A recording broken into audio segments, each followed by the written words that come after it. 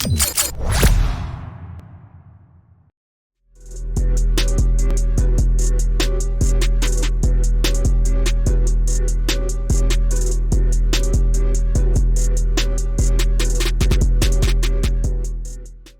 and welcome to another episode of the 3-on-3 Hoops Pod, where we talk all things 3-on-3 basketball and uncover all the benefits of playing in a local 3-on-3 basketball league.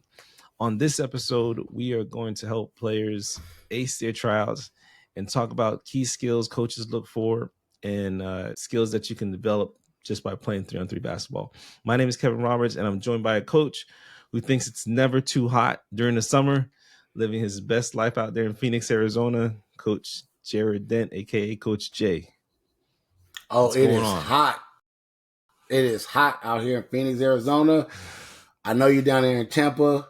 You can relate, but it's two different kind of hots, man. It is dry and hot out here, man. I am talking about 2 minutes and I'm going right back inside. At least you can breathe and you're hot. We can't breathe in our hot. I don't know, man. To be honest, dude, it's been pretty humid the last couple of days, man. So it's probably been close to the same climate as down there in Tampa. Well, did it rain? It rained today and it's hot. Well, it's going to rain every day down there. It actually rained on Saturday. It rained one day. One day it did. But out here it rains for like 10 minutes and then it just passes through the valley. And all right. That's it. Well, like Coach mentioned, I'm in Tampa, Florida, and I run my own youth 3-on-3 basketball program called 3-on-3 Live. You can go to 3on3live.com to get all the information on that program. Of course, follow us on social media, IG, TikTok, Facebook at 3-on3 Live. Coach J runs his own 3-on3 basketball program out there in Phoenix, Arizona called Score Hoops 3-on3 Basketball. And Coach, since the last time we talked, you've added something new to your program. It's not 3-on-3 related. Or is it? It is. It's 3-on-3 related. Part of the program, or part of what we want to do with our program, is obviously we're in the 3-on-3 basketball realm, and what we do at Score Hoops 3-on-3, we utilize the 3-on-3 basketball game to develop for the kids to develop the skills necessary to be prepared for the 5-on-5 game.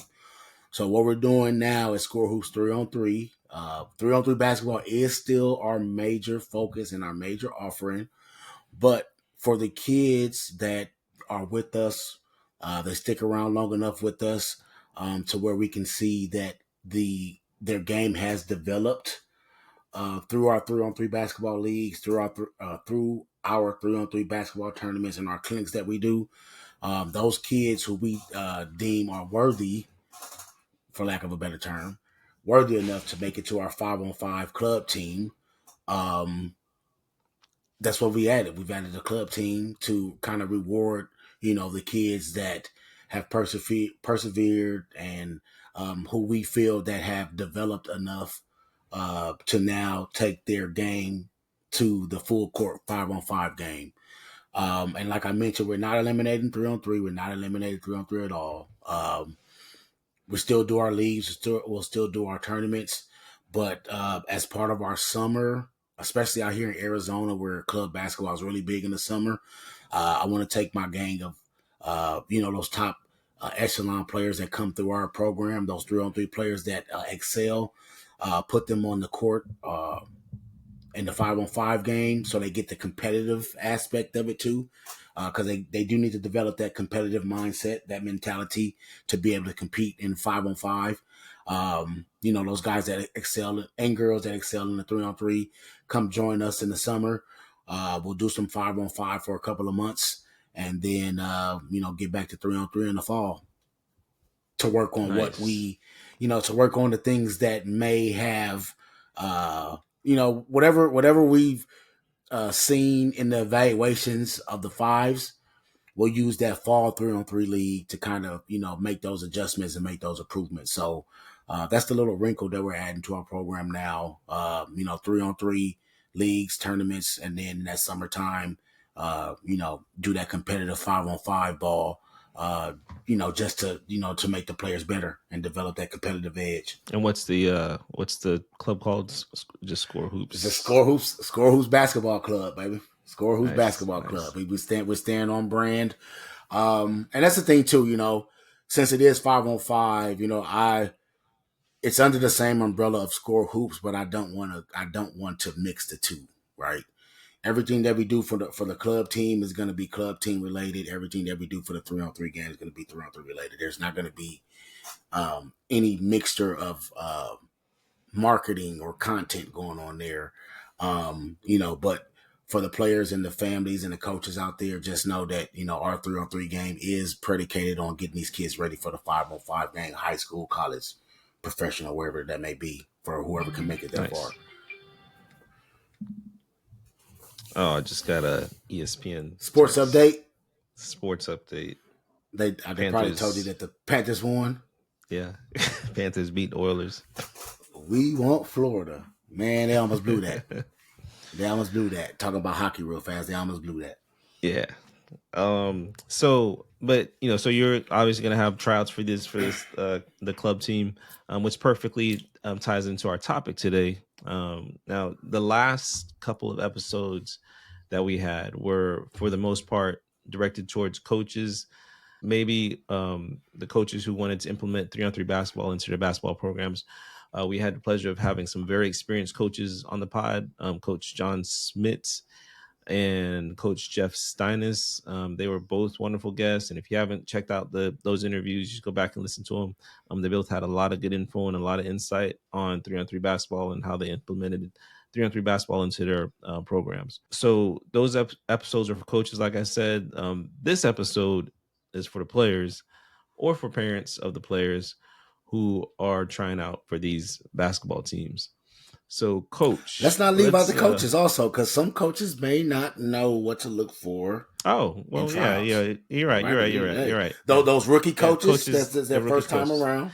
Yeah. Yeah, because most rookie coaches start out on club teams or small squads or stuff like that. So yeah, you're right. You're Right. right. So everybody's included. But Coach, let's start out with what's one of the main things that you look for in a player the moment they walk into the gym. Because I don't know about you, but my evaluation doesn't start when practice starts. My evaluation starts the second you walk through that gym door. I'm looking at you. Um, I don't want to say I'm sizing you up because you're a kid, right? But I'm looking at you. The first thing I look for is, or does this look like an athlete? Right. Let's just be honest. Does this look like an athlete? Um, and as coaches, we always think about how we can fix somebody right away. So Mm-hmm. first thing I look at, body frame, stature. Does it look like, do they look like an athlete? If they don't, the next thing I probably think about is, how long would it take to develop this guy to be serviceable or girl to be serviceable? But if they do, right, especially when they grab a ball, start dribbling, like doing like warm up shots or dribbling, I'm definitely looking at that to kind of see like, okay, do they know how to dribble? Do they know the basic fundamentals? My first thing I'm looking at is, okay, has this kid possibly played before? And if they have, where are they in their development and where do we need to go? If they haven't played before, I'm kind of looking at, okay, like I mentioned before, where do I, and obviously you don't know this until you get into drills and all that, but Yeah. the first thing I'm probably thinking is, okay, what's the learning curve for this kid? Like, how long would it take for me to develop this guy or girl into something that's serviceable to be able to play basketball? Yeah. Yeah, that's I mean that's one of the obvious things you're looking at. How do they handle the basketball when they touch the basketball? One of the things I look for almost immediately is their communication. You can kind of tell that just how they interact with other players. If they're if you can see groups forming early, right? And so to me, communication is one of the biggest things in basketball. It's like it's a skill that I think that actually can be taught. You can teach kids how to communicate better. Yeah. I used to always tell my kids, you communicate loud, you communicate early, communicate often, and always keep it positive. And so it's a very crucial skill in basketball. And so with something like that, and that can be fostered, from 3-on-3 basketball in a Yeah, lot of ways, with, just a smaller number of teammates. You're you on the have to court talk. more. Yeah, you're You forced to have to talk. communicate because you don't want to be the only guy not talking. You only got two other teammates relying on you. So, You have to um, talk. As far as the communication aspect goes, like, and this might sound weird or funny, but I tell the kids to be conversational out there. Like mhm, when I played back in the day, like I would literally, when I'm talking, I'm literally having conversation out there, especially on the defensive end. Hey, Chris, you got basket.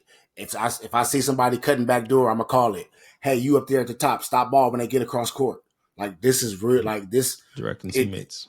exactly. It's directing teammates, but it's conversational. So it's like we're actually having a conversation. It's not like I'm shouting out orders to you.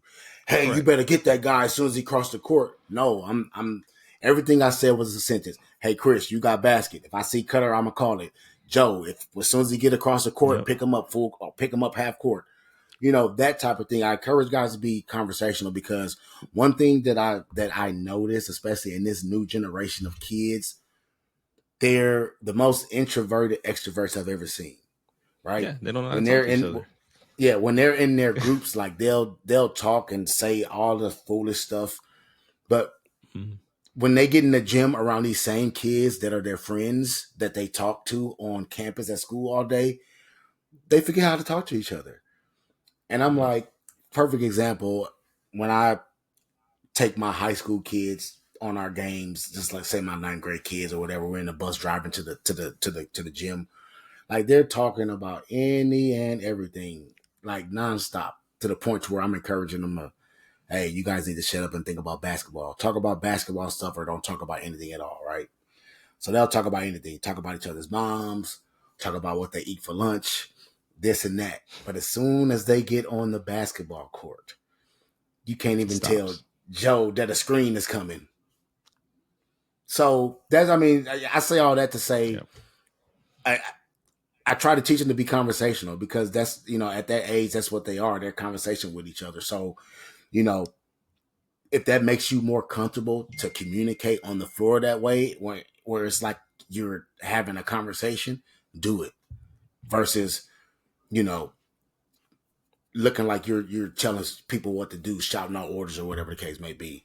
That's one of the big issues that I see, especially with this new generation of player on the younger Yeah. levels at And least. I actually, yeah, I've coached, the lowest grade I've coached was fifth grade, I think. Mm-hmm. Yeah, my fifth grade, so fifth to eighth grade, and then I coached high school, and even from the fifth grader to the 12th grader, we still preach the same communication, the importance of communication, and we actually reward players for learning each other's names.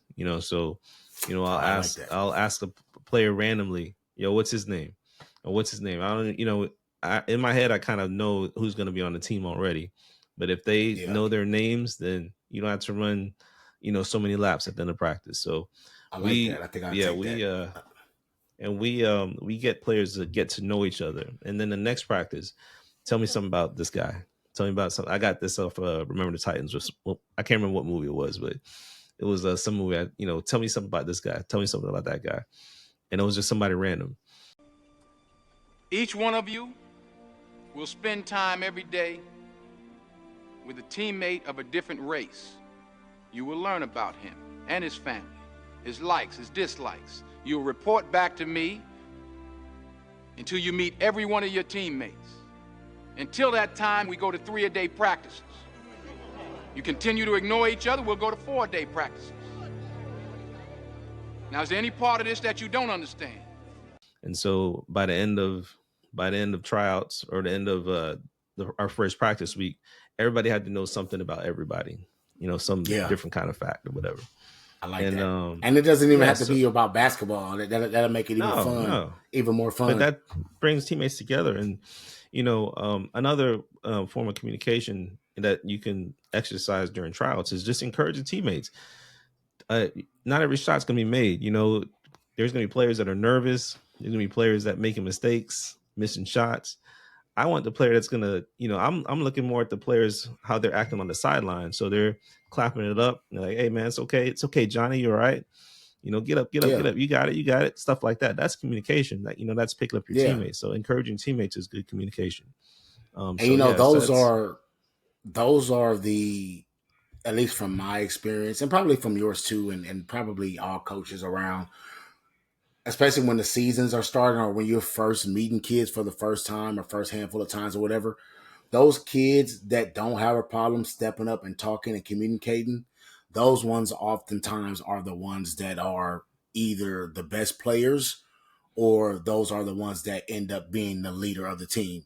Not mhm, necessarily being the best player, but they're leading in other ways. They're leading in all the hustle stats, diving for the yep, loose balls, grabbing rebounds, or like you said, clapping for their teammates on the mhm, bench, or mhm, cheering guys up. Hey, keep shooting. Don't worry about it. You miss it. You'll make the next one. mhm. The So worst, the that's worst so practice to have, communication is a big thing. the worst practice to have is quiet practice. And then another We've had thing that that all we summer league in high school. We've been getting on them about see, that. no, no, no, I can't. I will stop practice. If y'all want to be quiet, I can make y'all quiet and just we can run all practice. That's Yeah, I'm fine with about to me. say we threaten them with track. Hey, like we can easily turn this from basketball to track in a drop of Yeah, a dime, because baby. you gotta talk in my practice, and defensively also, like we've had, we'll have like a few bad defensive sessions, right? And I'll tell everybody don't say a word and just play defense, and then I'll switch it up and tell them now you can talk, and you can just see the difference. Like there's so much better when there's communication on defense. Those Man, people in the back looking out for those guys in the front. But like that's got to be constant. Like a loud, I want a loud gym. Like when I walk in there, you know what I'm saying. yeah. So yeah, I want a and loud gym. I want defense, to hear yeah, echoes coming off the walls. yeah. We used to when I coached JV. I always challenged my JV team. We always challenge them to make the varsity coach turn around and trying to figure out what we're doing because we'll be on the side court we'll have half the court. And we always wanted him to turn around and say, what are y'all doing? But Right. I wanted us to be loud. And every time we got him to turn around, our players cheered. So that was one of our one of our best practices when that happened. And Yeah. sticking with some intangibles, you kind of touched on a little bit, but like, positive body language is another one. That it's a skill. It's a skill that you have control It is over, a skill. right? It is a skill. Hmm. I tell my guys all the time, like even when you're losing, don't let the other team have that over you. Right? Hmm. Like you're distraught, you're angry, you're mad. But my thing is, you don't, we're men, we're guys, we're boys, or whatever the case may be. Like in a competition, at least this is how we came up. You never want to, you never want the opposition to see that weakness. Yeah, Yep. it's Go okay hang your to head. have that emotion. Yeah, yeah, it's okay to have that emotion, but you know, losing a close game or whatever the case may be, just being able to maintain that frame, out in front, out on the floor when you're shaking the hands and talking to other team, other coaches, and all that, being able to maintain that frame that tells me a lot about a guy. Also, um, you know, the loss may hurt, but I'm able to show some emotional intelligence, which Yep. is a skill that a lot of people, adults, don't even know about. So just being able to develop that emotional intelligence at a young age like that is very beneficial. You ever had that player that he can't make a shot for whatever reason, or he made like three mistakes in a row, and he takes the ball and just slams it real hard on the ground, and like Yep, just my kind whole of, my whole junior I, high team does that. yeah, get control of your team's coach. Man, but guess what? Guess what? When they do that, remember that track practice that we talked about earlier? Yeah, yeah, yeah, yeah, There we go. yeah. You know, Well, this is where, so if you're a player who doesn't do that, this is where you encourage that player, try to get him back in line. So, looking at all those things. But how does playing 3-on-3 encourage players to maintain positive body language? Like I mentioned, a lot of 3-on-3 is fast paced, right? So first of all, you're gonna get tired Yeah. fast, right? Your conditioning and endurance is gonna get put to the test, right? So speaking of body language, you better not be that guy that's out there with your hands on your shorts, right? Because just like I just said, now you just revealed a moment of weakness to the opposition. So now, guess what? Yeah. They're probably gonna attack you from here on out. Oh, this guy's tired. Let's run some screen and rolls on them. Let's run some ISOs on them. You just revealed your hand.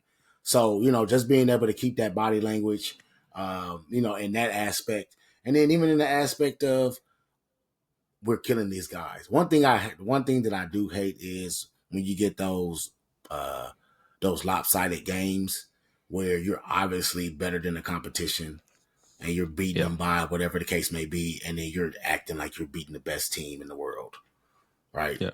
Like you got to be able to control that. Like, I don't like the front runner guys. It's the YouTube culture. Exactly, and the same thing. Like I've been mentioning, just being able to keep that frame right. Like Larry Bird had the perfect body language to me. Whether they were winning or whether they were losing, you couldn't tell because Larry Bird still had that same stoic look on his face. Yeah. He still had those shoulders up like that. He talked a lot of trash. I mean, he did it on the slide, but he did a lot of stuff that you hate. But that's the thing too. I don't hate it if you can back it up, right? Well, he's a professional. Two, I don't hate it if you're actually beating a good team. Right, Lakers versus Celtics. If you're putting Michael Cooper, one of the best defensive basketball players ever, in the blender, and you putting up buckets on them, well, guess what? You deserve to talk some trash. But if you're a 12, are you a trash talker? Oh yeah, man, I'll talk some trash, man. But I'm a strategic trash. I'm a strategic trash talker though, right? So going exactly to now look, we went down the rabbit hole. So going to body language, right? I'm looking when I'm playing. I'm looking like, okay, who's the target? Oh, yeah. Who's the target, right? Yeah. Like who's the target? I see that guy with his hands on his knees, right? I see that guy with his hands on his knees. Hey, old man, you shouldn't have left the couch today. What you even doing out here with us young bucks? Even though I'm old, right? Hey, man, what you even come out here today? You should be on the couch today drinking a Pepsi. I'll talk trash, man. But like I said, if are you doing I'm not one of those guys. Oh no, I'm not doing none of that. And that's another thing too. Like I'm from the old school, man. Like act like you've been there before, right? Like if you make a three, I see you like every time you go down the court doing something. No, not doing the swaggy P turnaround after you thought you made a shot. Nah, man, because I expect to be good, man. I expect to do this already. I expect it. Hey, I expect it. But I'm like Michael Jordan right, when you what game was that? I can't remember, but it was I think it was like game 1 of like one of those, the second three-peat. I want to say it's like Washington Bullets or somebody or whatever. And Michael Jordan made the from the wing, he made the game winning shot, and everybody went wild and crazy, and all he did was this. That's me. I expect. Hey, I expect. You just compare yourself I expect to come through in the clutch like that. I'll make a game-winning shot. Everybody's going crazy. Oh, you're the best. You're the best. You're the best. Hey, I do this, baby. I do this. Well, yeah. Humble Coach Jay. But you're just to get back on track, Coach. You're exactly right about the fast pace of the 3-on-3 game, and I think a lot of it is because it's so fast paced and the players are just more engaged, because there's a smaller number of players and it's fast paced. You're gonna be involved in the play. The communication happens automatically. Yeah, you can't be caught being the one guy on the team with poor body language because it's gonna stand out like a sore thumb. So. You're exactly right about that. So tips on how to, let's give these players tips on how to give good body language. Like, I have one, just maintaining eye contact with coaches and teammates when they're talking to you. Yeah. So like, that's one thing. I'm always looking for eyes, and that's another thing. Like you just said, players better not be, hunched over looking at the floor on their knees when we're talking or whatever. So make sure you have good eye contact when players are speaking, or when coaches are speaking. Clapping it up, clapping your Clapping it hands up. when. I'm Yep, big on that. always. Yep, always being positive, even during mistakes. Keep moving. That's another one. Keep moving. Oh yeah, Stay keep active. moving. Because if you just stand Stay still, you active. can just lean out. You know how many players you see leaning on against that wall or whatever. I don't know if we have Yeah, yeah, back yeah, softball. yeah. Oh yeah. What? Yeah, yeah, yeah, yeah. So, So, yeah, stay engaged. That's a big thing. Stay engaged. stay engaged. That's one intangible that I look for. Mm-hmm. Also, is Mm-hmm. this guy engaged? Right. Like Yep. if I'm leading the drill and demonstrating the drill, is this guy watching, or is Mm-hmm. he playing with his hair or looking in the Mm-hmm. stands? Are Yep. they asking questions? Right. Mm-hmm. Yep. You know, if the drill is, hey, reverse the floor from left to right. Hey, coach, is this right? Do I dribble with my right hand or do I dribble with my left hand? Or do I go to that spot or do I go to this spot? Right? Like those type of kids, the kids that are engaged, one, you can tell that they're there to learn. And two, you can tell that they actually want to get better at what they're doing. Yep. They're not just there because their mom wants them to be there, or they're not just there to go through the motions. So engagement, communication, and body language, I would say, are the top three intangibles that I Yeah. look for Well, when it comes I have to one a tryout. more. One Okay, more. what's the I what's guess. I the mean, honorable it's mention, or we can shuffle it the around, honorable. No, no. I mean, it could be honorable or mention, maybe but it's I a mean, top it four. might Top four. might We'll do a it top might four. it might encompass all of this, and that's being a good teammate, and that kind of encompasses everything that we've just talked about. Yeah, yeah. If All the you're a tips that good we give. teammate, if all those three, yeah, Yeah, got you. Yeah, because yeah. you can actually. I've had players that communicated well, that showed good body language, but But were they're not pretty engaging. bad.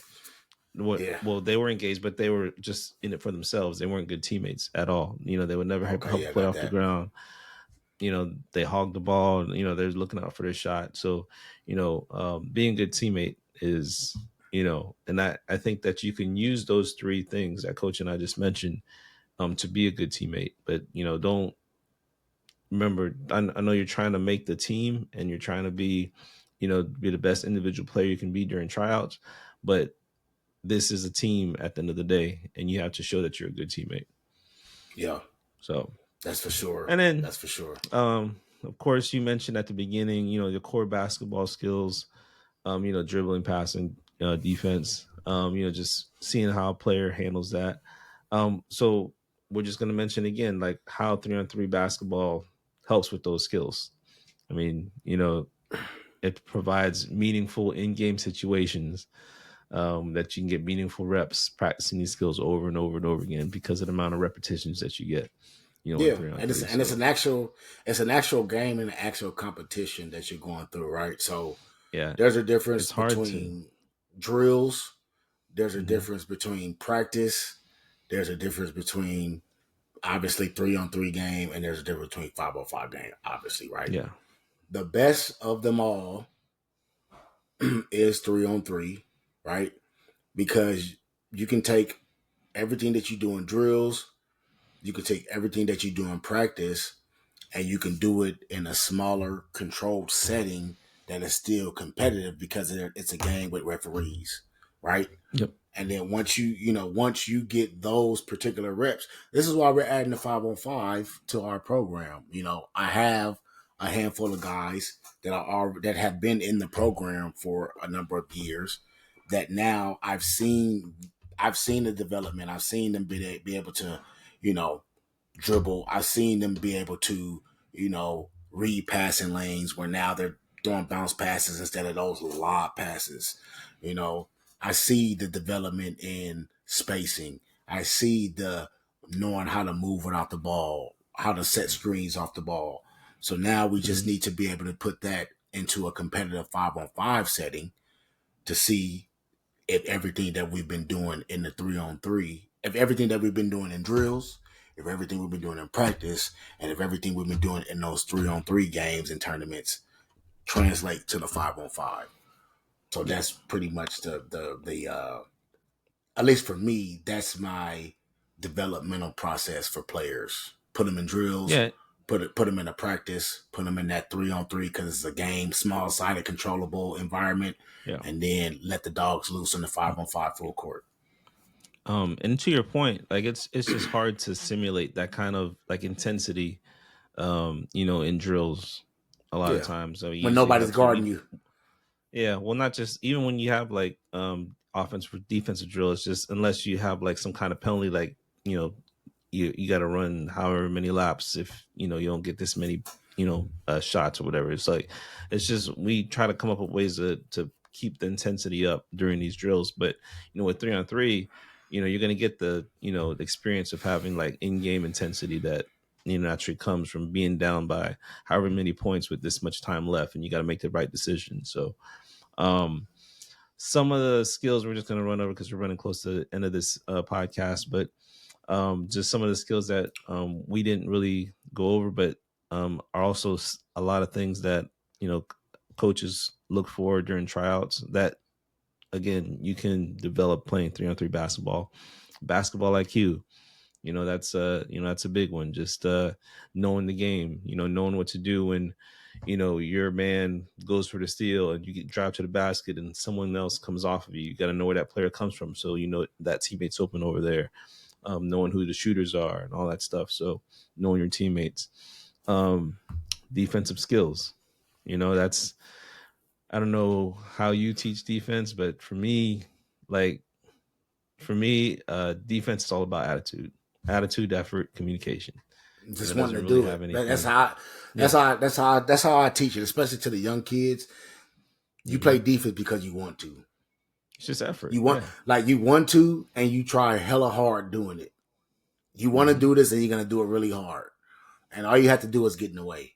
Like I don't teach, especially at the very very very basic level, and not even at the basic level, because I still even tell some of the high school guys this: you don't need to go for a steal, you don't need to go for a block. Just get in the way, make them pass it, or alter the shot. If you do that, you play good defense. Yep.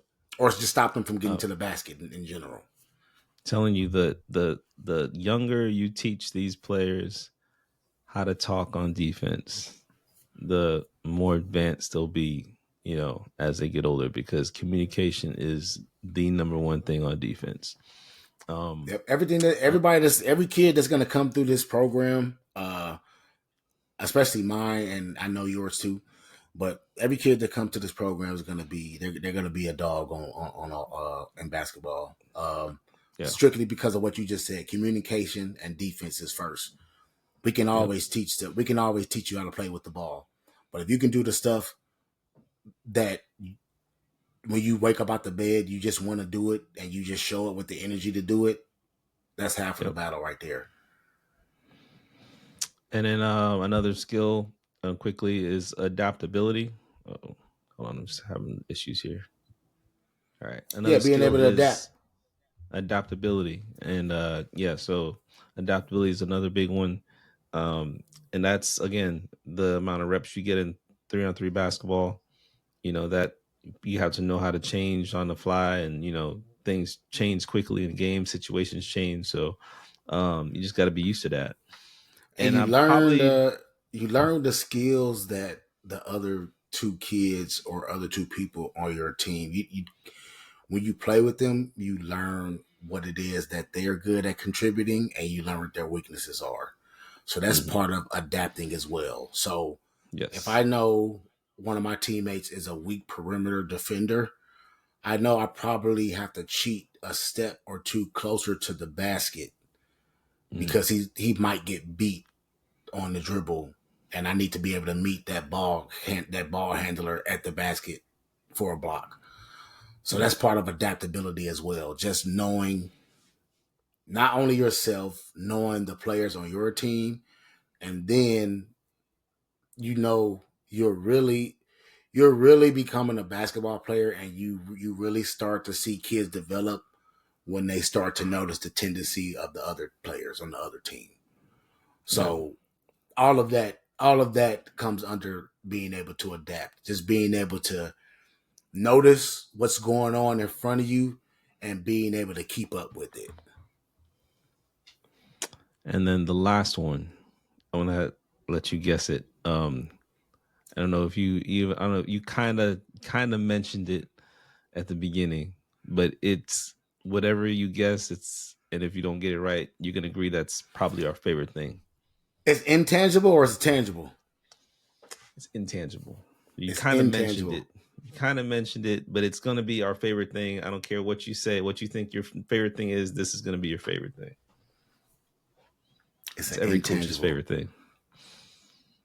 See, I don't know. Are you tall?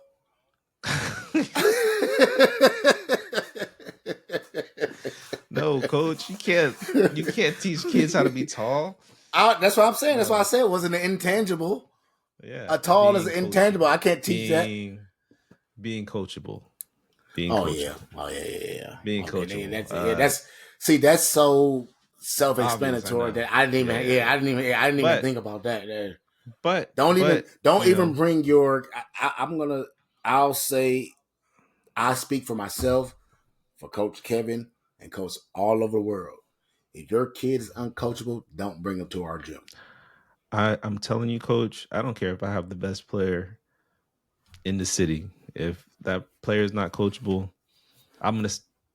I don't know. I'll send them Not somewhere playing. else. I can't. Not Yeah, I playing. can't deal with it. And a lot of especially I don't know. I don't want to say this generation because I don't want to turn anybody off, but like it just seems that a lot of there are a lot of how can I put this? A lot of players are working with individual trainers these days, right? And so they have so many coaches, so many trainers, and but there are some players that just watch highlights and learn off Yeah. YouTube, and you know they some of them are good, some of them don't Yeah. feel like they don't need coaching, and so there are going to be a lot of attitudes that some I just don't want to deal with. Yeah. So just remember when you come to tryouts to be coachable. Have an open mind, have an open heart. Remember, you know, these coaches are trying to make you a better basketball player. That's all. Yeah. That's all we're trying to do. Trying to And get to know you as a person. a lot of these Go ahead. coaches, we have our own kids. So we don't have to put up with nobody else's kids' crap. Hey, I'm just Yeah, gonna say it. I'm just gonna say it. Hey, you can agree with me or not. I know that you agree, but you don't gotta say that you do.